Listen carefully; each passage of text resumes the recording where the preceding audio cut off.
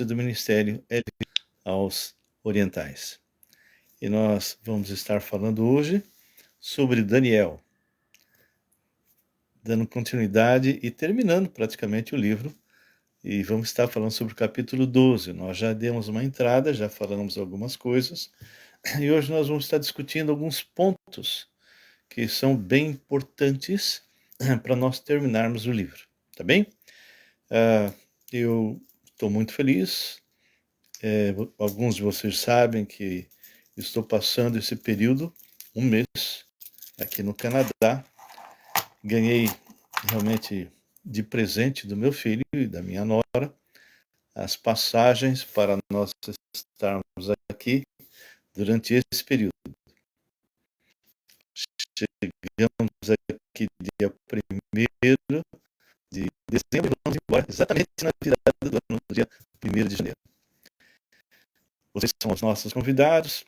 Se você nunca participou de nenhuma live nossa, nós temos um canal, Raul Nogueira Canal, e ali vocês têm mais de 400 mensagens. Mas se você é alguém que tem curiosidade a respeito de toda a parte psicológica, nós estamos fazendo um trabalho muito sério em cima do livro de Daniel, que é a base para toda a escatologia. Então, você pode entrar, é só você colocar lá no YouTube, Raul Nogueira Canal, e depois de você se inscrever, se você não está inscrito, dá o teu ok, e entra no playlist. Ali você pode procurar escatologia em Daniel. Depois que você assistiu, são vários vídeos, e esse que nós vamos fazer possivelmente é o último, não posso garantir, mas é possível que seja o último. Então, você pode procurar outros temas. Se ainda quer estar dentro de escatologia, é só procurar depois só no playlist Escatologia, onde eu vou estar falando sobre 1ª Tessalonicenses, 2ª Tessalonicenses e Apocalipse, versículo a versículo. Bem, antes de mais nada, quero desejar a vocês realmente um ótimo Natal do Senhor. E nós até gravamos hoje uma conversa com a minha netinha a respeito do aniversariante, né? Jesus. E estava vendo uma moça cantando e um garotinho vem e pergunta onde está a filha para Jesus. Então, eu comentei nessa live com a minha neta que nós não precisamos de filha para Jesus. Porque Jesus está em toda parte. E você pode entrar aonde você estiver, como você queira, e ele vai te ouvir e vai te atender de imediato. Ok?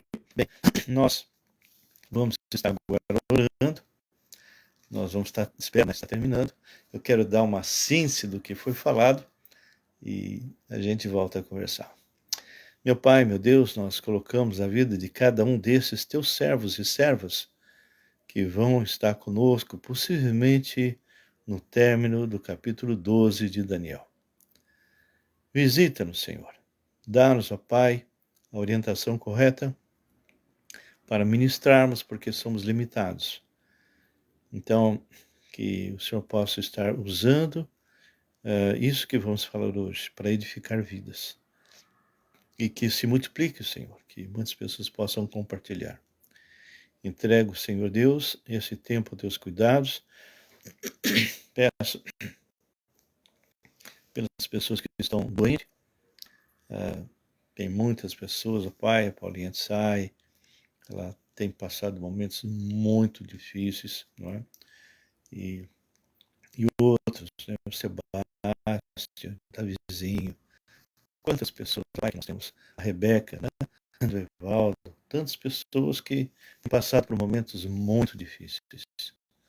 Então, que o Senhor possa entrar com providência, curando, não deixando sequelas, e que isso tudo seja para a tua honra e para a tua glória. E que agora, Senhor, o Senhor esteja trazendo as pessoas que o Senhor quer que esteja vendo, porque eu te peço isso em nome de Jesus. Amém e amém. Meus queridos, nós, a pedido da minha esposa, queremos colocar algumas coisas que nós já falamos, só para você se situar. Ah, quando nós falamos desde o início que Daniel foi, no capítulo 2, alguém que realmente foi uma pessoa muito importante no reino de Nabucodonosor. Ele, assim que começou, depois que ele foi apresentado, nós não sabemos exatamente o tempo depois que ele já estava ali, que Nabucodonosor teve um sonho. E esse sonho era um sonho muito interessante. Ele, primeiramente, olá, Eduardo, que Deus te abençoe aí, filho. Então, esse sonho foi algo dado por Deus que incomodou Nabucodonosor muito, e Nabucodonosor chamou os magos e todos aqueles feiticeiros, caldeus, tudo, para resolver o problema. E o pessoal queria que ele relatasse o sonho. E Nabucodonosor falou: não, não, não. Vocês são muito espertinhos, né? Se eu relatar o sonho, vocês vão interpretar do jeito que vocês querem. Então, vocês têm que revelar qual foi o sonho que eu tive. Aí eu vou realmente entender que vocês realmente tiveram a visão correta do meu sonho e sei que aquilo que vocês vão interpretar vai estar correto. Caso contrário, se vocês não fizerem isso, vocês vão morrer. Bem, não vou contar todos os detalhes, porque nós já estudamos, mas Daniel, ele realmente recebe uma revelação do Senhor, se apresenta diante de Nabucodonosor, diz bem claro que não há nenhum homem sobre a face da terra, nenhum ser humano seria capaz de dar essa resposta. Mas o Deus Todo-Poderoso, o Deus Altíssimo, ele revelou, e aí ele conta para Nabucodonosor toda uma sequência, onde Babilônia representava exatamente uma cabeça de ouro, uma estátua enorme, não é, no sonho. Depois vinha a parte de prata, que é exatamente os medo-persas. Depois a parte de bronze, que seria Alexandre o Grande. Finalmente Roma, que é a parte de ferro, e finalmente lá nos pés ferro e barro. Muito bem. Ele não sabia, nessa ocasião, quais eram os impérios que iriam enfrentar, que Babilônia iria enfrentar. Não sabia. A única coisa que ele soube é que esses impérios estariam invadindo Babilônia, ou seja, cada império desses tomando conta de uma série de países, e entre eles, e especificamente Babilônia, porque o povo de Israel estava lá. Não é? E nós vamos ver que toda a sequência sempre estará envolvendo Israel.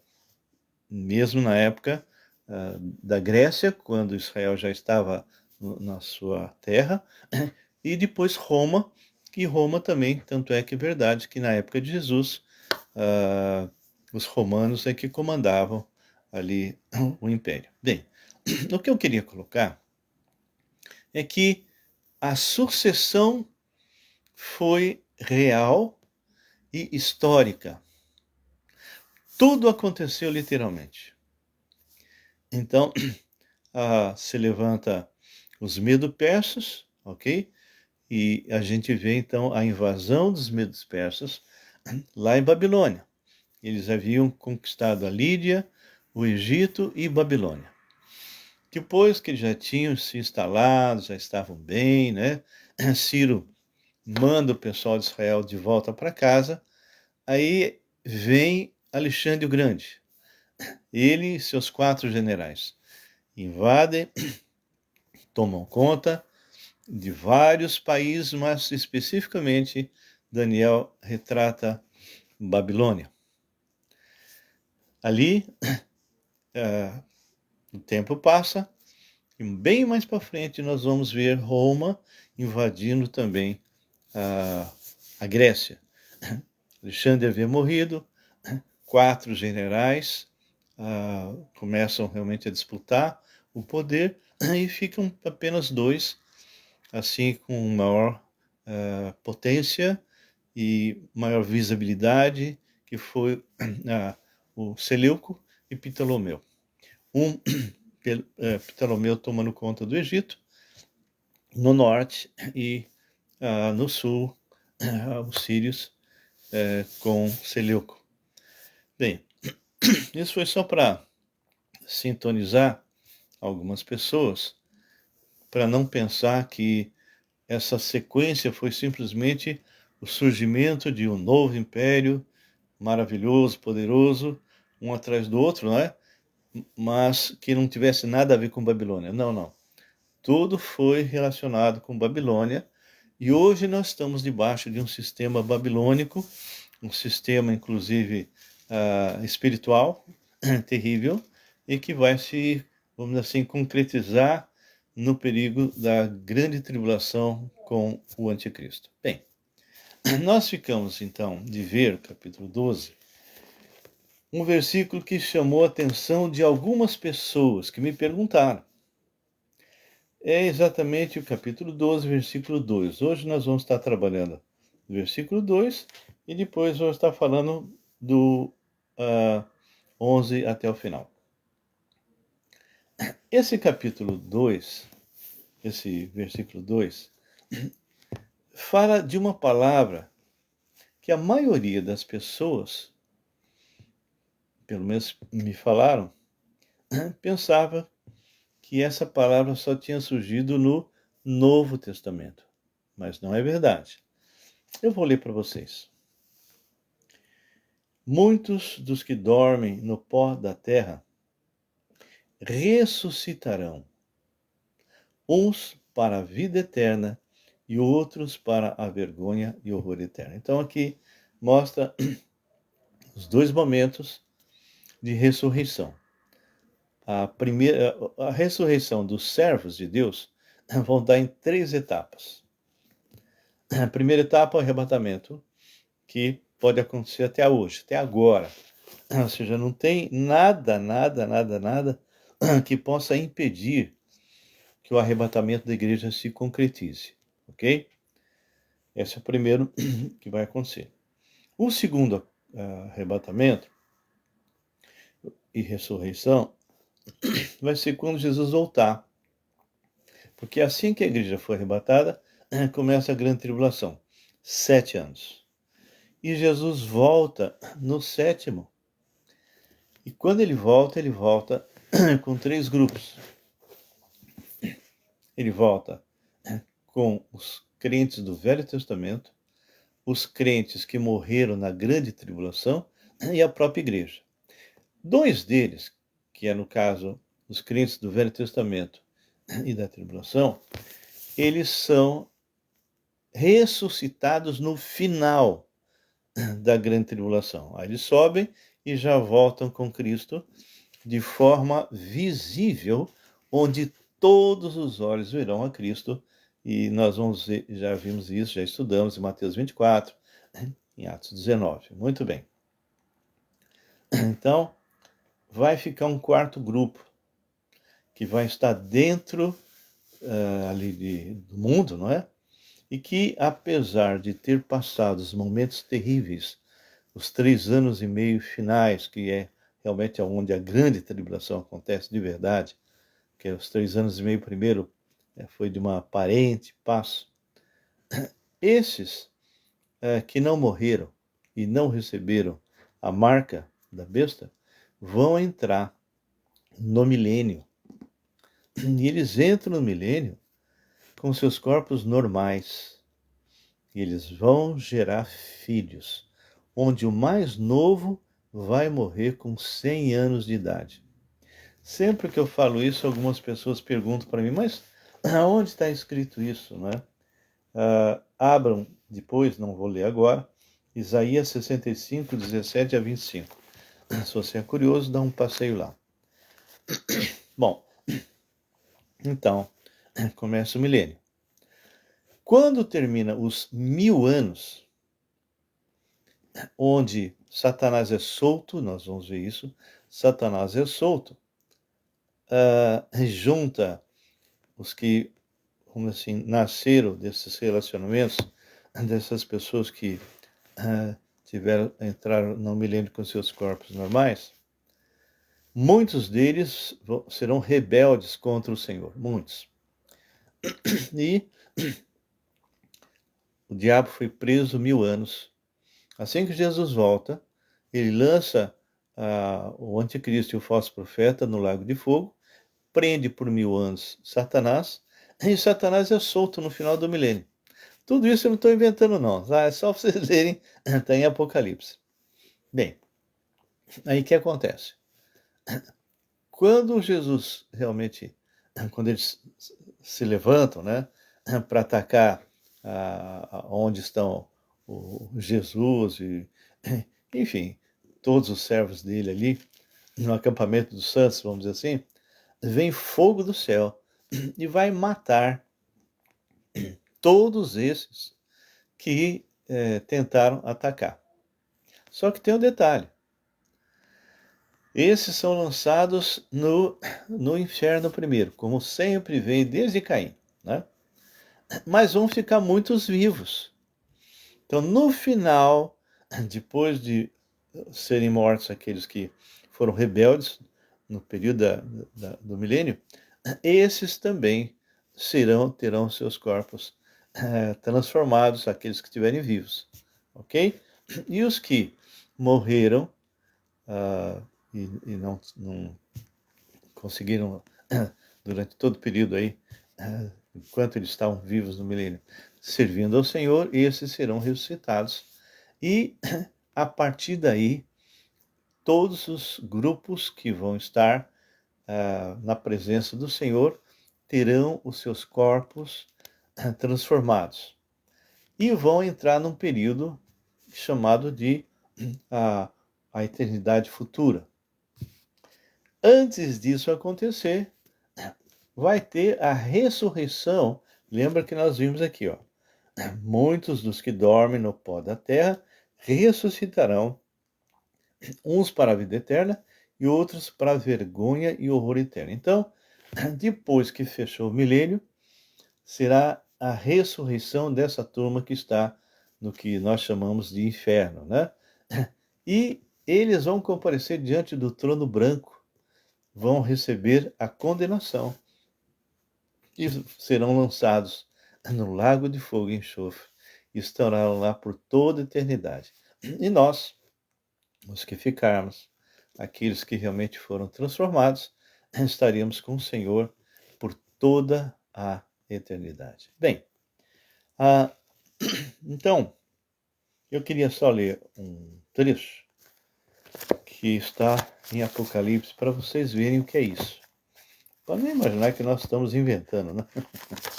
Então, abram Apocalipse comigo e vocês vão ver, olha que coisa maravilhosa. Capítulo 20, ok? A partir do versículo 4. Eu vou fazer do 4 para ter todo um contexto, né? Vi também tronos, e nesses sentaram-se aqueles aos quais foi dada a autoridade de julgar.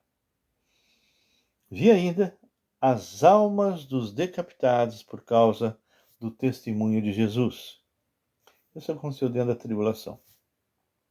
Bem como por causa da palavra de Deus. Tantos quantos não adoraram a besta. Ok? Isso é muito importante. Nem tampouco a sua imagem.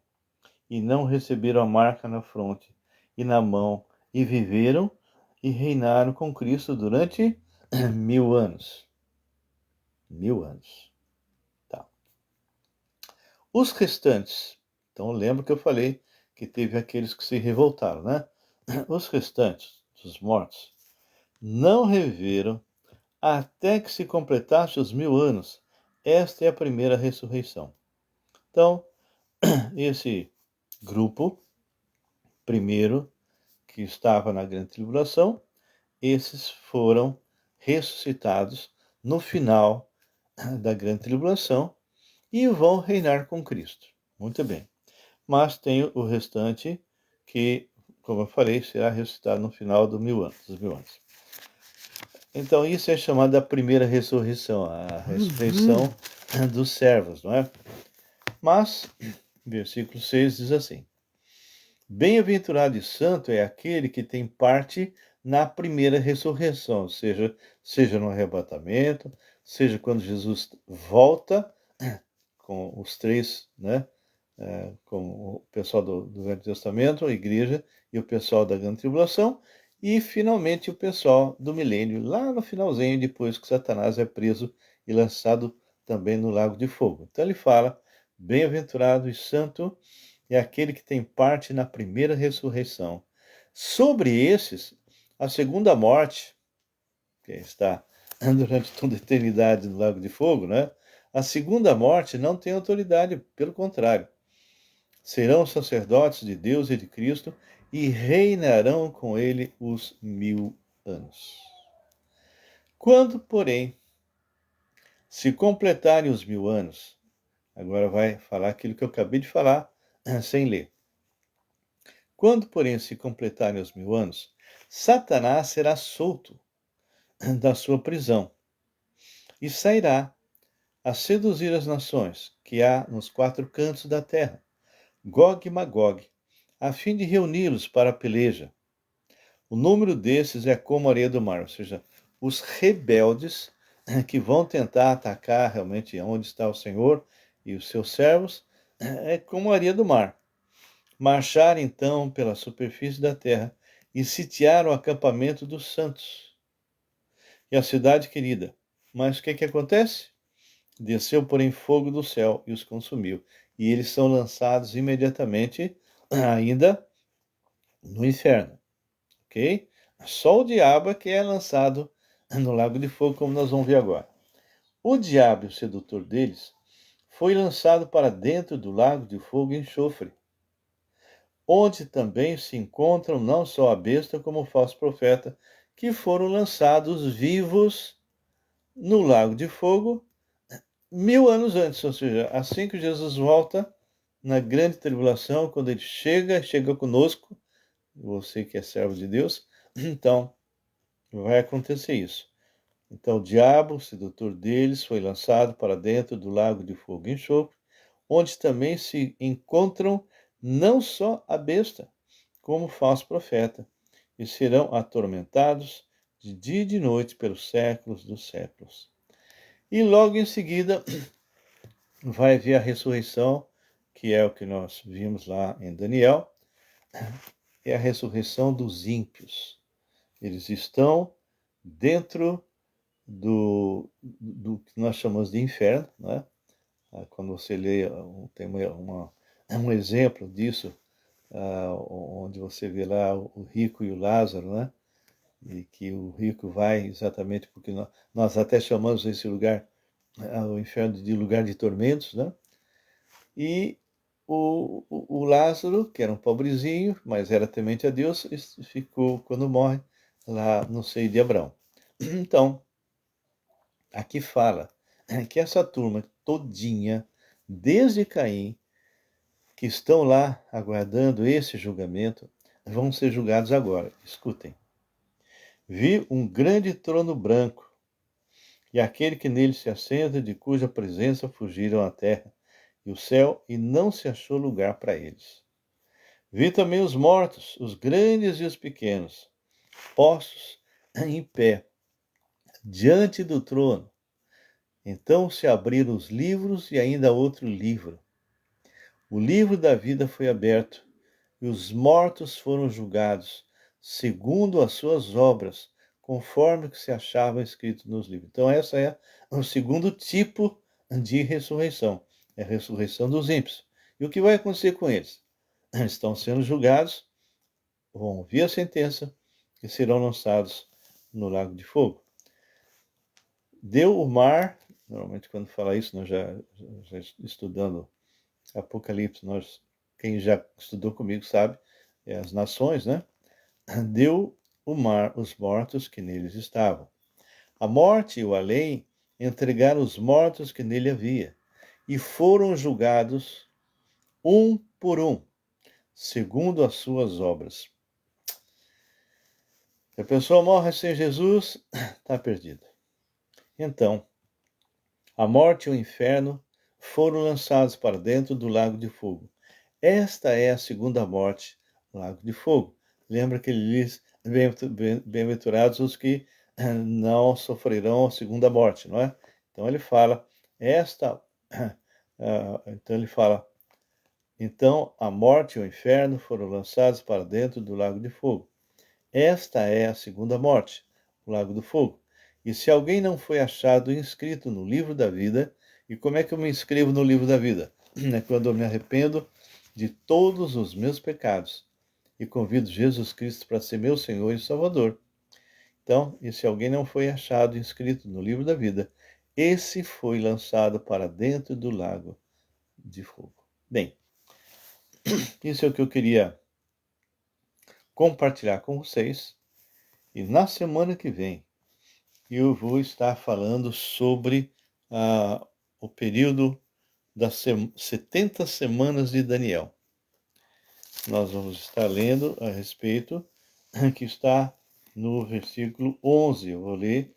Depois do tempo em que o costumado sacrifício for tirado, nós já falamos sobre isso, é quando o anticristo, assim que cessa, assim que termina os primeiros 3 anos e meio da grande tribulação, já com o templo erguido, templo de Israel, o povo de Israel adorando, não todos, né, mas a maioria adorando esse falso Messias, de repente ele cessa o sacrifício, porque ele quer ser Deus, ele quer ficar no lugar de Deus. Então, isso está escrito, inclusive, bem claro, depois do tempo em que o costumado sacrifício for tirado, e posta a abominação desoladora, ou seja, exatamente o período que nós estamos falando aí, né, o anticristo, né?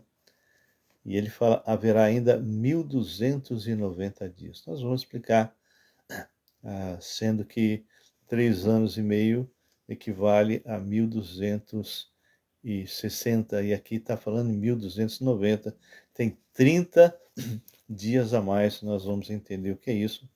E ele fala, bem-aventurado o que espera e chega até 1335.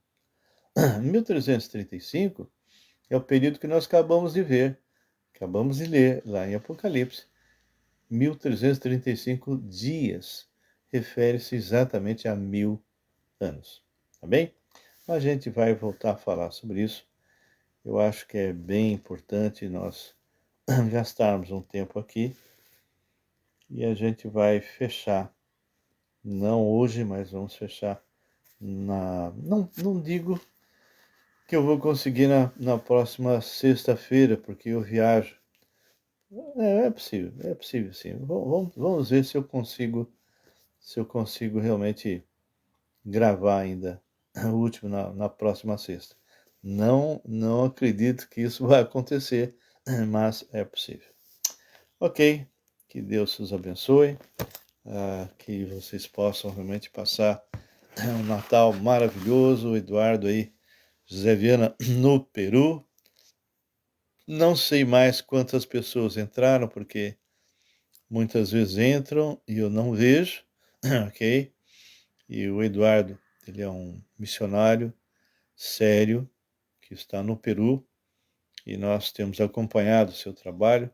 Aliás, ele precisa depois me escrever para me dizer como ficou toda uma situação.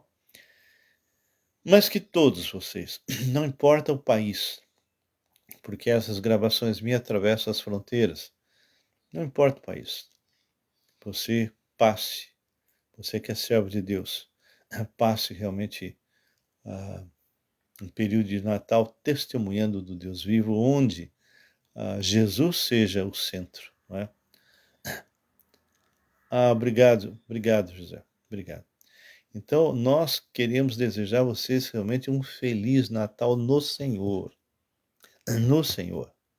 tá? Não esquecendo realmente do aniversariante. É Jesus que é o centro, não é Papai Noel.